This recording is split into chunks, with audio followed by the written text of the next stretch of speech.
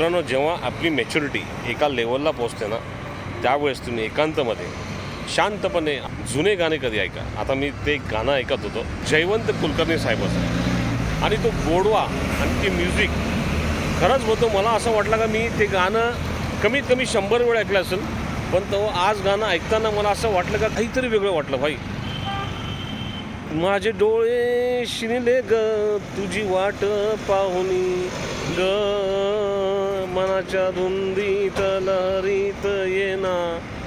Superb superb superb असे भरपूर गाणे आहेत. आणि मला असं वाटतं की आता मी नाही का दररोज एक गाणं ऐकणार आहे भाई, दररोज.